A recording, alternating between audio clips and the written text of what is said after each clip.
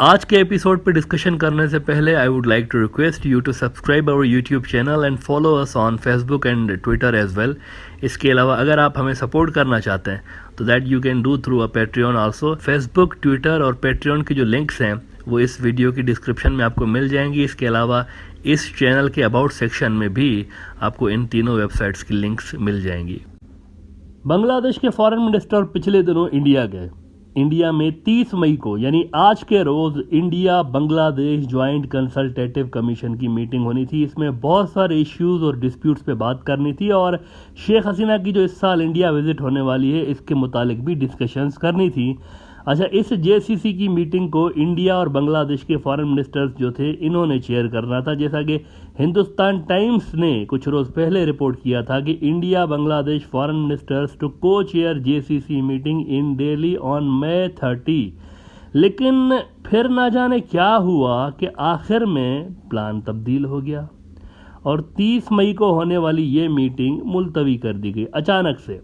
Daily सन जैसा कि report कर रहा है कि Dhaka Delhi GCC talks deferred. तो सवाल ये है कि आखिर ऐसा क्या हुआ है कि अचानक से ये मीटिंग डेफर हो गई है। अगर डेफर होनी भी थी तो पहले होनी चाहिए थी ना। बांग्लादेश के फॉरेन मिनिस्टर के वहाँ होते हुए इसको क्यों आगे किया गया इस तरह। देखें, इस तरह की जो हाई लेवल की मीटिंग्स होती है ना जिसमें टॉप के ऑफिशियल्स की शिरकत होती है, इसका एजेंडा, इसका शेड्यूल काफ़ी अरसा पहले तय किया जाता है और इस तरह शॉर्ट नोटिस पे डेफर नहीं होती हैं ये सारी चीज़ें जो है, मतलब इनको तय होने में ही काफ़ी टाइम लग जाता है। तो इतना आसानी के साथ इनको जो है वो शॉर्ट नोटिस पे नॉर्मली डेफर नहीं किया जाता।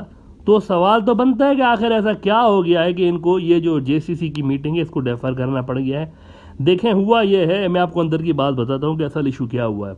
बाहर मीडिया में इसी चीज़ को हल्के अंदाज में डाइल्यूट करके इसका इम्पैक्ट बताया जाएगा, लेकिन असल में जो बात हुई वो मैं आपको बताता हूँ कि क्या इशू क्या हुआ है। हुआ यह है कि जेसीसी में ये तय हुआ था कि पानी का जो मसला है ना, बहुत सारे मसाइल के साथ पानी का जो मसला है, वाटर शेयरिंग का जो बांग्लादेश और इंडिया के बीच मुख्तलिफ दरियाओं को लेकर वाटर शेयरिंग के एग्रीमेंट्स हैं, इस पर भी टॉक्स होनी थी। ये एग्री किया गया था, एजेंडा में शामिल था। लेकिन आखिर में आके इंडिया ने इस पानी वाले इशू को एजेंडा से निकाल दिया अपनी तरफ से, ये कह करके ज्वाइंट रिवर कमीशन की जो एक बनी हुई है ना, इंडिया और बांग्लादेश के बीच एक ज्वाइंट रिवर कमीशन बना हुआ है। तो इंडिया ने कहा कि इनकी मीटिंग जैसा कि नहीं हो पाई रिसेंटली, तो उस मीटिंग के बिना हम ना वाटर शेयरिंग को डिस्कस नहीं कर सकते। इसीलिए इस चीज़ को बुनियाद बना के इंडिया ने कहा कि हम पानी की जो शेयरिंग वाले इशूज़ हैं वो जेसीसी में डिस्कस नहीं करेंगे। लेकिन बांग्लादेश ने भी आगे से मना कर दिया। उन्होंने कहा कि हम तो फिर जेसीसी में बैठेंगे ही नहीं। बांग्लादेश ने कहा कि ये तो आपका मसला है, आपकी तरफ से बंदे नहीं आते ना, हम तो तैयार होते हैं हमेशा आपसे मिलने के लिए, इसलिए क्योंकि हमारा इशू है, हमें ज़्यादा हर्ट कर रहा होता है। तो आपकी तरफ से बंदे नहीं आए तो आप इसको कैसे कैंसिल कर सकते हैं, इस तरह से इसको स्किप कैसे कर सकते हैं एजेंडा से, पानी शेयरिंग का जो इशू है।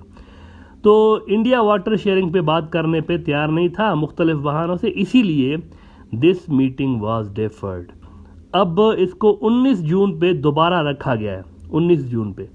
लेकिन इससे पहले मैं आपको बता दूं ये काम हो जाएगा। इससे पहले ज्वाइंट रिवर कमीशन की जो मीटिंग होनी थी लेकिन नहीं हो सकी थी ना इतने अरसे से, वो हो जाएगी। This I can tell you. पिछले 1.25 साल से ये मीटिंग नहीं हुई है ज्वाइंट रिवर कमीशन की, लेकिन अब इंडिया फुर्ती दिखाएगा खुद और 19 जून से पहले पहले दोनों मुल्कों के जो रिवर कमीशन के ऑफिशियल्स हैं वो बैठेंगे। अलबत्ता इसके बाद कुछ नहीं बदलेगा। ये इंडिया सिर्फ ये दिखाने के लिए ज्वाइंट रिवर कमीशन की ये मीटिंग बुलाएगा कि हम सीरियस हैं, लेकिन इसके बाद बदलेगा कुछ नहीं। वाटर शेयरिंग इश्यूज में कोई बड़ा ब्रेक थ्रू नहीं होना, इस साल भी नहीं होगा। तीस्ता का जो पानी चोरी हो रहा है पिछले 50 साल से, वो मजीद चोरी होता रहेगा। लेकिन अब इंडिया की नई स्ट्रेटजी ये सामने आई है कि इन इश्यूज को असल में नॉन इश्यूज बना दिया जाए और इस पे बात भी ना की जाए, स्लोली इस पे बात भी ना की जाए। दे थिंक इट्स अनोइंग कि हर साल बांग्लादेश हमें याद दिलाता है कि we are stealing their water. वो कहते हैं ये तो हमें थोड़ा सा बुरा लगता है कि हर साल याद दिलाते हैं कि हम चोर हैं। तो ये एक जानबूझ के इंडिया ने हरकत की है कि जेसीसी की जो एक प्लेटफॉर्म बना हुआ है म्यूचुअल जो डिस्प्यूट्स हैं उनको रिजॉल्व करने का, उसमें पानी शेयरिंग का इशू जानबूझ के इंडिया ने स्किप करवाया, जिस पे फिर ये मीटिंग इंडिया की तरफ से तैयारी ना होने का बहाना बना के आगे कर दी गई है। मतलब इंडिया पानी भी चोरी कर रहा है बांग्लादेश का और ये भी नहीं चाहता कि उस पर डिस्कशन हो।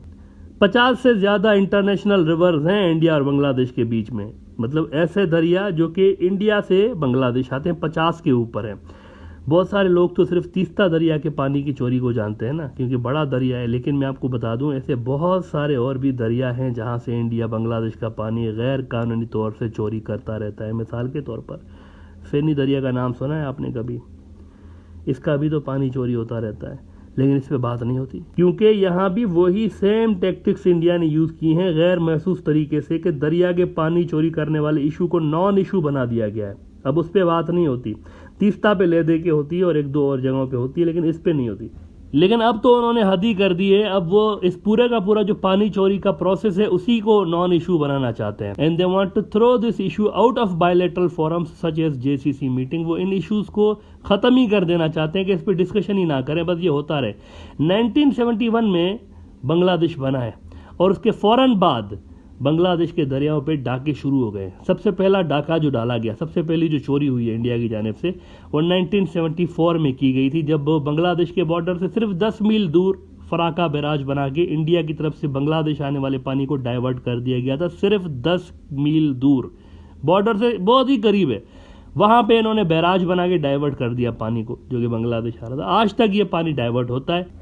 अच्छा, सिर्फ लोकल मीडिया ही नहीं, आलमी मीडिया जो है ना, दुनिया के बड़े बड़े न्यूज़ आउटलेट्स, वो भी काफ़ी अरसे से इस पर बातचीत करते रहे हैं, इसको डिस्कस करते रहे हैं। मिसाल के तौर पर मैं आपको ये ज़रा मई 1997 का न्यूयॉर्क टाइम्स दिखाना चाहता हूँ। दुनिया के बड़े न्यूज़ आउटलेट्स में से एक है। मई 1997 में भी उन्होंने लिखा था कि sharing Ganges waters, India and Bangladesh test the depth of cooperation.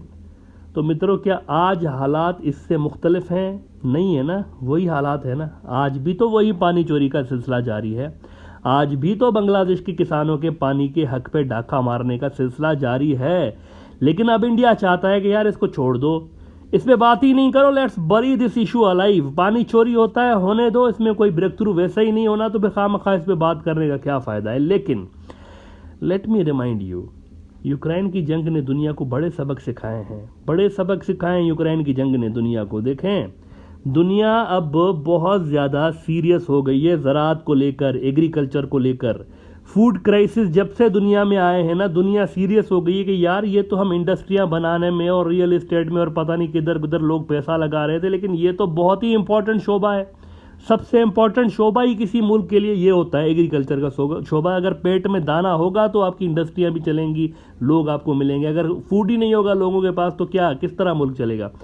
तो जब से ये यूक्रेन की जंग हुई है ना, दुनिया सीरियस हो गई है एग्रीकल्चर को लेकर। फूड क्राइसिस पैदा हो गए कई मुल्कों में, आलमी मार्केट में वीट मिलना मसला हो गया है। इंडिया ने खुद वीट एक्सपोर्ट पर बैन लगा दिया, आपके सामने एग्जाम्पल है। यूक्रेन की जंग की वजह से हो ये रहा है कि रूस और यूक्रेन जो है ना, ये दोनों दुनिया की टोटल जो वीट दुनिया में पैदा होती है ना, टोटल उसका 30% सिर्फ इन दो मुल्कों में प्रोड्यूस होता है।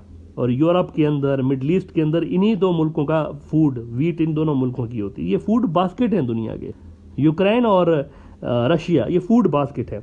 तो अब वहाँ पर जंग छिड़ गई है, इस वजह से वो जो वीट की मार्केट है वो ऊपर नीचे हो गई। तो अब दुनिया फूड सिक्योरिटी की तरफ रियल में ध्यान देने लगी। ये शोबा ज़रा सा डाउनग्रेड हो गया था, हट गया था, हर कोई इंडस्ट्रियलाइजेशन की तरफ देख रहा था, लेकिन अब इस पे गवर्नमेंट्स जो हैं, मुल्क जो हैं, वो देखने लगे हैं और हर मुल्क कोशिश कर रहा है कि उसके पास मैक्सिमम अनाज हो।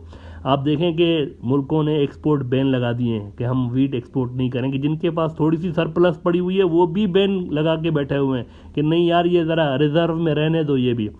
अच्छा, ऐसे में बांग्लादेश की चोरी होने वाली पानी की वजह से जितनी ज़मीन पे खेती होनी चाहिए बांग्लादेश के अंदर, अभी भी काबिल काश्त ज़मीन जो है जिसके ऊपर खेती हो सकती है वो पड़ी हुई है, लेकिन पानी बहुत सारे एरियाज़ में नहीं आता, तो उस पर खेती नहीं हो पाती।